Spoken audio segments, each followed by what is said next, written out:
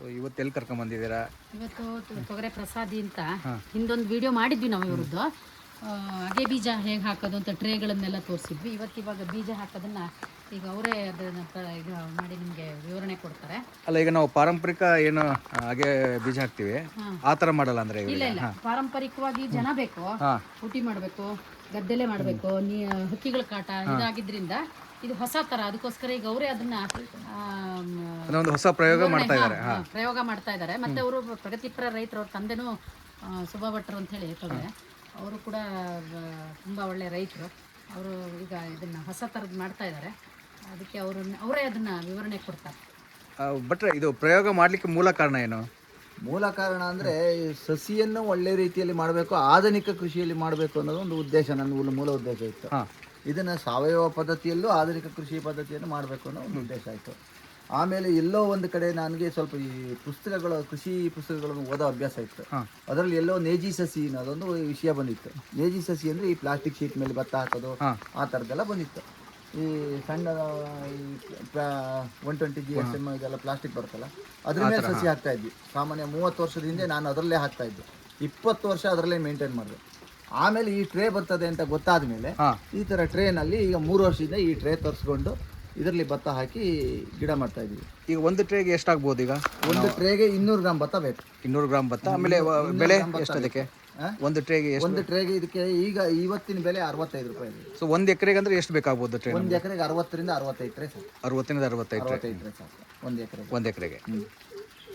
ಆಮೇಲೆ ಇದಕ್ಕೆ ಮಣ್ಣು ಯಾವ ತರ ಇದು ಮಾಡ್ತೀರಾ? ಮಣ್ಣು ಇದಕ್ಕೆ ನಾವು ಗದ್ದೆ ಮಣ್ಣೆ, ಕೆಂಪು ಮಣ್ಣನ್ನೇ ಸಾಣಿಸ್ತೀವಿ. ಹೊಸ ಮಣ್ಣನ್ನು ತಂದ್ಕೊಂಡು ಸಾಣಿಸ್ತೀವಿ.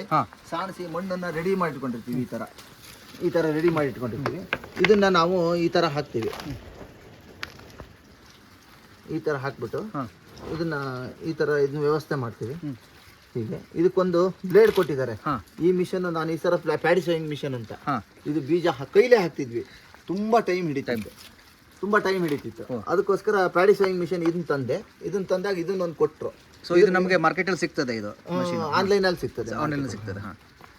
ಇದೊಂದು ಬ್ಲೇಡ್ ಉಪಯೋಗಿಸ್ಕೊಂಡು ಇದ್ರಲ್ಲಿ ಬೀಜಕ್ಕೆ ಎಷ್ಟು ಬೇಕು, ಬೀಜದ ಮೇಲೆ ಮಣ್ಣು ಎಷ್ಟು ಬೇಕು ಅಂತ ಎರಡನ್ನೂ ತೋರಿಸುತ್ತಿದ್ದು ಮಾರ್ಕಿಂಗ್ ಇದೆ. ಇದರಲ್ಲಿ ಸ್ವಲ್ಪ ಅರ್ಧ ಟ್ರೇ ಅಷ್ಟು ಮಣ್ಣನ್ನು ಹಾಕ್ಬಿಟ್ಟು ಈಗ ಎಳಿಬೇಕು. ಹೀಗೆ ಎಳೆದ್ಬಿಟ್ರೆ ಒಂದು ಲೇಯರ್ ಮಣ್ಣು ಕರೆಕ್ಟಾಗಿ ಕೂರ್ತದೆ. ಇದಿಷ್ಟು ಕೂರ್ತಿದ್ದು, ಇಷ್ಟೇ ಮಣ್ಣು. ಈ ಥರದ್ದು ನಾನೇನು ಮಾಡಿದ್ದೀನಿ, ಈ ಸಲ ಬೇಸಿಗೆಯಲ್ಲೇ ರೆಡಿ ಮಾಡಿ ಸ್ಟಾಕ್ ಮಾಡಿ ನನಗೆ ಎಷ್ಟು ಬೇಕು ಪೂರ್ವ ತಯಾರಿ ಎಲ್ಲ ಮಾಡ್ಕೊಂಡೇ ಬಿಟ್ಟಿದ್ರೆ ಮೊದಲೇ ತಯಾರಿ ಬೇಸಿಗೆಯಲ್ಲೇ ಮಾಡ್ಕೊಂಡಿದ್ದೆ. ಡ್ರೈ ಇದ್ದಾಗಲೇ ಮಾಡ್ಕೊಂಡಿದ್ದೆ. ಈಗ ಅದಕ್ಕೆ ನಾವು ಬೀಜ ಹಾಕ್ತಾ ಹೋಗ್ತೀವಿ. ಸೊ ಇವೆಲ್ಲ ನೀವು ಅಂದ್ರೆ ಯಾವಾಗ ಮಾಡ್ಕೊಂಡಿದ್ರೆ ಮುಂಚಿತವಾಗಿ? ಅಂದ್ರೆ ಜೂನ್ ಎಂಡ್ ಎಲ್ಲ ಮೇ ತಿಂಗಳಲ್ಲಿ 1 ತಿಂಗಳು ಮುಂಚೆ ಮಾಡ್ಕೊಂಡಿದ್ದೆ. ಆಮೇಲೆ ಈಗ ಮಳೆ ನೋಡ್ಕೊಂಡು ನೀವು ಈಗ ಈ ಪ್ರಕ್ರಿಯೆ ನಮ್ಮ ವಾತಾವರಣ, ನಮ್ಮ ಟೈಮು, ನಾವು ನೆಟ್ಟಿ ಟೈಮ್ ಸಾಮಾನ್ಯ ಜೂನ್ 30 ರಿಂದ ಜುಲೈ 5 ಬೀಜ ಹಾಕೋದು ಅಂತ. ಜುಲೈ 25 ನೆಟ್ಟಿ ಮಾಡಬೇಕು ಅಂತ. ಅಷ್ಟು ಅರ್ಲಿಯರ್ ಆಗಿ ನೆಟ್ಟಿ ಮಾಡಬೇಕು ಅನ್ನೋ ಉದ್ದೇಶಕ್ಕೆ ಈ ಉದ್ದೇಶ ಮಾಡ್ತಾ ಇರೋದು. 20 ದಿವಸಕ್ಕೆ ನಾವು ನಾಟಿ ಮಾಡ್ಬೋದು. 20 ದಿವಸದ ನಂತರ ನಾವು ನಾಟಿ ಮಾಡಲ್ಲ. 20-25 ದಿವಸದ ಒಳಗೆ ನಾಟಿ ಮಾಡ್ತೀವಿ ನಾವು. ಆಮೇಲೆ ನಾವು ಈಗ ಪಾರಂಪರಿಕವಾಗಿ ಏನು ಗದ್ದೆಲ್ ಮಾಡ್ತೀವಿ, ಸೊ ಇದಕ್ಕೂ ನಾವು ಕಂಪೇರ್ ಮಾಡಿದಾಗ ತುಂಬಾ ವ್ಯತ್ಯಾಸ ಬರುತ್ತೆ. ಒಂದಿಷ್ಟು ಅಡ್ವಾಂಟೇಜ್ಗಳೇನು ಅಂದ್ರೆ ಮನೆ ಅಂಗಳದಲ್ಲೇ ಮಾಡ್ಬೋದು, ಮನೆ ಅಂಗಳದಲ್ಲೇ ಕಾಯ್ಬೋದು. ಒಂದೇ ಮನೆ ಅಂಗಳದಲ್ಲಿ ಮಾಡ್ಬೋದು.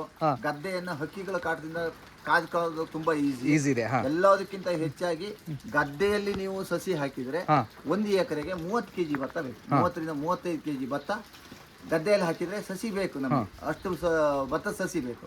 ಇದರಲ್ಲಿ ಹಾಕಿದ್ರೆ 10 ರಿಂದ 12 kg ಭತ್ತದ ಸಸಿ ಒಳಗೆ 1 ಎಕರೆ ಗದ್ದೆ ನೆಡ್ಬೋದು. ಸೊ ಅರ್ಧ ಉಳಿಸ್ತೀವಿ ನಾವೀಗ.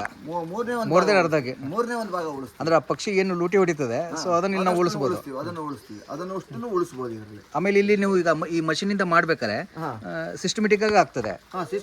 ಈ ಗದ್ದೆಯಲ್ಲಿ ಒಂದ್ಸರಿ ಒಂಚೂರು ಇರ್ರೆಗ್ಯುಲರ್ ಆಗುವ ಮುಂಚೆ ನಾವು ಕೈಲಿ ಈ ತರ ಉದುರಿಸ್ತಿದ್ವಿ. ಈ ತರ ಉದುರಿಸ್ತಾ ಹಿಂಗೆ ಹೆಂಗ್ ಬೇಕು ಹಂಗೆ. ಅಂದ್ರೆ ಯೂನಿಫಾರ್ಮಿಟಿ ಈ ಮಷೀನ್ ಇಂದ ಯೂನಿಫಾರ್ಮಿಟಿ ಬರ್ತದೆ. ಸಮದಾಗಿ ಯೂನಿಫಾರ್ಮಿಟಿ ಬಿಡ್ತಿರ್ಲಿಲ್ಲ. ಅವಾಗ ಮಿಷನ್ ನಾಟಿ ಮಾಡೋದ್ರಿಂದ ಮಿಷಿನ್ ಅಲ್ಲಿ ಏನಾಗ್ತಿತ್ತು, ಈ ಗ್ಯಾಪ್ ಜಾಸ್ತಿ ಆದಲ್ಲಿ, ಈ ತರ ಗ್ಯಾಪ್ ಜಾಸ್ತಿ ಆದಲ್ಲಿ ಜಾಗ ಬಿಟ್ಟು ಹೋಗ್ತಿತ್ತು. ಆ ಗ್ಯಾಪ್ಗಳು ಗದ್ದೆಯಲ್ಲಿ ಉಳಿತಿತ್ತು. ಈಗ ಇದನ್ನು ಮಾಡಿದ್ರಿಂದ ಏನಾಗ್ತದೆ ಅಂದ್ರೆ ಕ್ಲೀನಾಗಿ ಸಸಿ ಎಲ್ಲಾದ್ರೂ ಎಲ್ಲೂ ಗ್ಯಾಪ್ ಇಲ್ಲದೆ ಕ್ಲೀನಾಗಿ ನೆಟ್ಕೊಂಡು ಹೋಗ್ತದೆ ಅಂತ ಸೈಂಟಿಫಿಕ್ ಆಗಿ ಮಾಡ್ದಂಗೆ ಆಗ್ತಾ ಇದೆ. ಸೈಂಟಿಫಿಕ್ ಆಗಿ ಮಾಡ್ತಾ ಇದೀವಿ.